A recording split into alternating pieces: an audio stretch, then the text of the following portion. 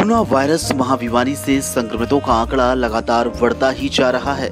इस खतरनाक वायरस से निपटने के लिए देश में 3 मई तक लॉकडाउन जारी है। ऐसे में बॉलीवुड के कई सेलिब्रिटी हैं जो जागरूकता फैलाने की कोशिश कर रहे हैं। हाल ही में एक्टर नवाजुद्दीन सिद्दीकी का एक वीडियो इंटरनेट पर तेजी से वायरल हुआ है। इस वीडियो में नवाजुद्दीन सिद्दीकी कह रहे हैं, कई बार मैंने सोचा अपने दोस्तों से मुखातिब हूँ, लेकिन अजीब सा समय चल रहा है। बहरहाल आप भी देखिए नवाज का वीडियो। कई बार मैंने सोचा कि अपने दोस्तों से मुखातिब हूँ और मैं हुआ भी मुकेश छाबड़ा के साथ इंस्टाग्राम लाइव पे, बट वो चूंकि लॉकडाउन में मैं भी अकेला फंसा हुआ हूँ तो वो टेक्निकलिटीज़ की वजह से पॉसिबल नहीं हो पाया।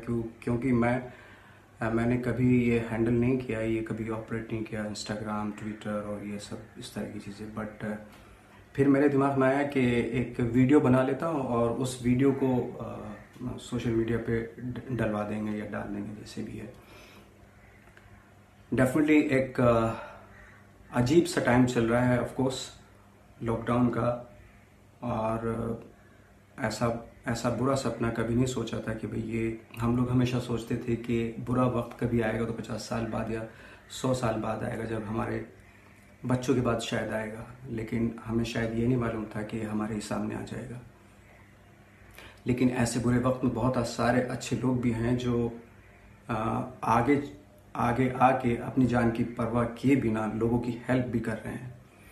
ऐसे उसमें जैसे डॉक्टर्स हैं, नर्सेज हैं, मेडिकल स्टाफ है, पुलिस है और बहुत सारे लोग हैं जो सब कुछ अपना जितनी जिसकी हैसियत है उस हिसाब से सपोर्ट कर रहा है और डोनेट भी कर रहा है। सरकार भी सोच रही है, कुछ लोग फंसे हुए हैं, उनके कुछ लोग भूखे भी होंगे, कुछ लोगों को खाना नहीं मिल रहा। तो डेफिनेटली आई होप कि जल्दी से उन तक हेल्प पहुंचे और पहुंच भी रही है, पहुंचाने वाले पहुंचा रहे हैं। चूंकि इतनी बड़ी आबादी वाला देश है, थोड़ा वक्त लगता है और आई एम श्योर कि सरकार भी कर रही है और सोच भी रही है कि क्या कुछ बेटर हो सकता है सबके लिए।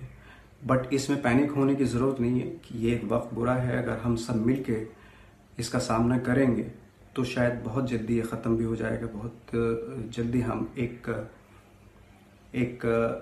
बुरे सपने से उठ के एक अच्छे सपने में आ जाएंगे। अब तो वो अच्छी चीज़ें भी एक सपना लगने लगी। तो जैसे हमने कभी नहीं सोचा था कि एक बुरा सपना हमारी रियलिटी हो जाएगा, तो हमारा फ़र्ज़ बनता है कि अब वो अच्छा सपना जिसके हम बातें करते हैं वो भी रियलिटी हो। अच्छे सपने से मेरा मतलब है कि जहाँ पे सबका सम्मान हो, सबको प्यार मिले और अगर कोई प्रॉब्लम में है तो उसको हम सपोर्ट करें। यही एक अच्छा सपना होता है और किसी को फील ना हो। लॉकडाउन के दौरान कई बार ये मेरे दिमाग में आया कि क्या करें, क्या कहा जाए। तो फिर मैंने ये भी दिमाग में आया कि कुछ लिखा जाए। बट लिखना एक बहुत सीरियस आर्ट है। बहुत सारे लोगों को लगता होगा चलो इसमें लिखा जाए, बट मुझे लगा कि जो मेरा प्रोफेशन है, जिसमें हम लोग काम कर रहे हैं बरसों से, उसको और तराशा जाए। बीइंग ए स्टूडेंट वापस से स्टूडेंट बन के, सिनेमा का स्टूडेंट बन के। बहुत सारे मेरे दोस्त हैं जो पहले से लिख रहे थे और इस दौरान वो और बहुत अच्छा लिखने लगे। जैसे मेरा एक दोस्त है जय हिंद, बहुत अच्छी कविताएं लिखने लगे वो। तो मैंने डिज़ाइन किया अपने इस लॉकडाउन को कैसे क्या किया जाए इसमें। तो फिर मैंने प्लान किया कि जो मेरे फेवरेट एक्टर्स हैं उनकी फिल्में देखता हूँ। मैं 5 फिल्में एक एक्टर की देखता हूँ। जैसे कुछ एक्टर्स हैं, जैसे बहुत सारे एक्टर्स हैं लेकिन कुछ का नाम लेता हूँ। जैसे एंथनी हॉपकिंस हैं, डेंजल वॉशिंगटन है, मैथ्यू मैकेनरी है, केविन स्पेसी हैं, रिकार्डो डेरिन, टोनी लैंग, इस तरह के एक्टर्स हैं कि उनकी 5-5 फिल्में देखी जाएँ। तो मैंने उनकी 5-5 फिल्में देखनी शुरू की। तो उनकी आर्ट, उनके थॉट, उनके प्रिपरेशन के बारे में मालूम हुआ कि किस तरीके से वो तैयार करते हैं चीज़ों को। जैसे फॉर एग्जांपल, जैसे मैं अगर नाम लूँ एंथनी हॉपकिंस का, तो जैसे मैंने उनकी 2 फिल्मों का जिक्र करता हूँ मैं उनकी। एक टू पॉप्स थी और एक remains of the day. Remains of the day में वो हार्डकोर बटलर बने हुए हैं, बहुत ही प्रोफेशनल बटलर बने हुए हैं जो अपने मालिक के हाजी के ताबेदार होते हैं। लाइक अगर उनके मालिक ने कहा कि आज रात को बोला कि दिन है, तो वो उनको मालूम है कि रात ही है, बट वो सर हिला देंगे क्योंकि उनका फोकस सिर्फ अपने काम पे है। तो धीरे धीरे आपको लगने लगता है कि वो इतना जेन्युइनली, इतना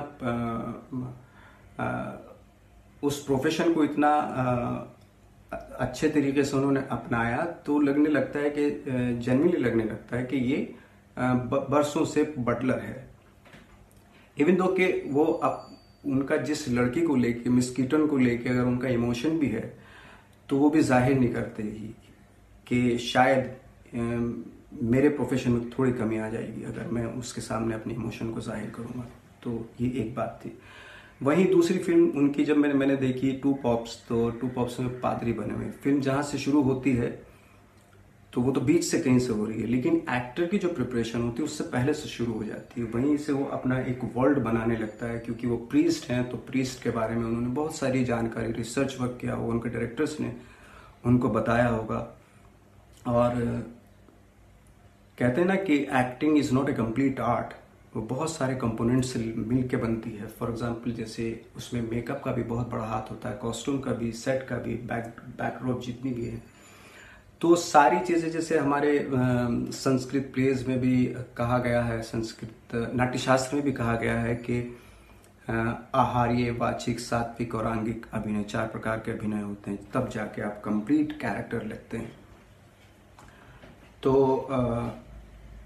उनकी ये इच्छा है कि जो जिस पॉप को जब ये पदवी मिली है तो वो उस पदवी को कैंसिल करना चाहते हैं। लेकिन एंथनी हॉपकिंस का जो कैरेक्टर, जो पॉप का जो दूसरे पॉप हैं, वो चाहते हैं कि अपने जो रिजाइन पे रिकंसिडरेशन करें। उसमें हो सकता है उनका अपना कुछ पर्सनल इंटरेस्ट हो या को क्या इंटेंशन है, तो इस वजह से तो फिल्म जहां से शुरू होती है वो धीरे धीरे पॉप लगने लगते हैं, क्योंकि उनकी स्टडी बहुत है एज एन एक्टर उन्होंने जो किया। तो थोड़ी देर के बाद रियलाइज होना था ये बरसों से पॉप हैं दोनों। तो कहने का मतलब ये है कि जब हम कोई कैरेक्टर करते हैं, तो जैसे हम लोगों के यहाँ पे मेथड एक्टिंग को हवा समझा जाता है, वो हवा नहीं है, बल्कि जब आप कोई कैरेक्टर करते हैं तो करते तो आप ही हैं, लेकिन आप दूसरे होने का इंप्रेशन देते हैं। तो उसमें कॉन्शियसली अनकॉन्शियसली, चाहे आप ट्रेंड हो ना हो, वो मेथड एक्टिंग ही कहलाई जाती है। फॉर एग्जाम्पल जैसे गब्बर सिंह अमजद खान ने किया, अमजद खान ने बहुत सारे रोल किए, लेकिन किया तो गब्बर सिंह अमजद खान नहीं है। तो चूंकि वो ऐसा माहौल के बीच में इनेक्ट कर रहे हैं, तो हालांकि अमजद खान साहब तो बहुत पढ़े लिखे एक्टर थे, तो ऑफकोर्स डेफिनेटली उन्होंने कॉन्शियसली या अनकॉन्शियसली मेथड एक्टिंग को फॉलो किया था, तो इसलिए वो गब्बर सिंह लगने लगते हैं कुछ टाइम के बाद। तो मैंने रियलाइज किया कि एक्टर तो वही होता है, लेकिन चूंकि सिचुएशन बदल जाती है, उस एक्टर अपना थॉट बदल देता है। उसी भले ही एक्टर बहुत इंटेलिजेंट हो, पर्सनली बहुत इंटेलिजेंट हो, लेकिन जब आप कोई कैरेक्टर करते हैं तो उसी थॉट, जितना उसकी IQ है, जितना उसका दिमाग उस कैरेक्टर का, उतना ही सोचना पड़ता है। तो डेफिनेटली अगर आप जेन्युइनली उसको, ऑनेस्टली उसको फॉलो करेंगे तो आप बिलीवेबल लगने लगते हैं। एक बात तो ये। दूसरी बात ये कि बहुत सारी फिल्में ऐसी थी जो शायद बहुत कम लोगों ने देखी हैं, जो फेस्टिवल की फिल्में ज़्यादा पसंद करते हैं उन लोगों ने देखी हैं, लेकिन मेरा पर्सनल ओपिनियन है कि वो उस तरह की फिल्में ज़रूर देखनी चाहिए जो बॉक्स ऑफिस से बहुत आगे की चीज़ होती हैं। वो उसमें जैसे बहुत सारी फिल्में हैं जो मैंने आपको बताऊंगा जो हिडन जेम थी एक तरह से। उन फिल्मों को देख के एक लाइफ दिखती है उन फिल्मों को देखने के बाद। तो ये फिल्में थी जैसे Dheepan, DHEEPAN, Dheepan, I Daniel Blake, Paris is us, catch the wind, loveless, shoplifters, Atlantics and Capernaum. तो ये फिल्में थी जो आई थिंक कहते हैं ना कि लॉस्ट इन ट्रांसलेशन या गर्त में चली गई थी कहीं। मैंने और मेरे दोस्त ने, हमने मिलकर, दोनों ने मिलकर डिसाइड किया कि वो फिल्में देखी जाएं जो हैं तो बहुत अच्छी, लेकिन इतना ज़्यादा ना तो उनका बॉक्स ऑफिस हुआ, ना इतना ज़्यादा वो लाइमलाइट में हुई। जब इन फिल्मों को देखना शुरू किया तो वाकई ये फिल्में बहुत ही इन फिल्मों में एक लाइफ दिखती है। तो जो मैंने अभी बताई फिल्में और जो हॉलीवुड के एक्टर्स की फिल्में थी, उनमें एक ख़ास बात या डिफरेंस मुझे जो नज़र आया कि जो मोस्ट ऑफ द एक्टर्स जो हॉलीवुड के होते हैं, वो उनमें एक कॉम्प्लेक्सिटी होती है जो वहाँ के आम आदमियों में भी होती है, जो या एक चूंकि पावरफुल कंट्री है ऑफकोर्स, तो हर इंसान में, उस पूरे समाज में, क्योंकि एक्टर भी एक समाज का एक प्राणी होता है, एक सुपीरियरिटी कॉम्प्लेक्स होता है। जब वो कोई कैरेक्टर करते हैं तो वो जाता भी नहीं है, वो जाता नहीं है, वो सुपीरियरिटी वो रहता है कि वी आर द लाइक, वो टेढ़ापन रहता है वो। और जब इन फिल्मों को देखते हैं तो उसमें जो बाद में मैंने लिस्ट बताई, तो उन फिल्मों में एक लाइफ दिखती है। तो जो मैंने बाद में लिस्ट बताई उसमें एक फिल्म थी लास्ट की, कैपर्नाउम। वो फिल्म ऑफकोर्स उस कमाल की फिल्म है, अमेजिंग फिल्म है, और उस फिल्म को कान फिल्म फेस्टिवल में अवार्ड भी मिला था। और 2018 में जो उसमें मेन एक्टर है, मेरे ख्याल से 13-14 साल के होंगे, उनको नॉमिनेशन हुआ था उनका एशिया पैसिफिक अवार्ड फंक्शन होता है ऑस्ट्रेलिया में, जो बहुत ही प्रेस्टिजियस अवार्ड है, वहाँ पे हुआ था। और उसी साल मेरा भी नॉमिनेशन हुआ था मंटो के लिए। और जब मैंने फिल्म देखी तो अवार्ड तो हालांकि मुझे मिला था, लेकिन जब मैंने फिल्म देखी कैपर्नाउम, तो मुझे पहली बार रियलाइज़ हुआ कि अवार्ड मुझे गलत मिला। हालांकि मंटो मेरे दिल के बहुत करीब थे, मैंने बहुत मेहनत की थी, बट उन सब चीज़ों के बावजूद भी मुझे पहली बार ऐसा महसूस हुआ कि यह अवार्ड उस एक्टर को मिलना चाहिए था। तो ऑफकोर्स जो मैंने फिल्में बताएं और ये कैपर्नाउम, ये फिल्म ज़रूर देखें आप।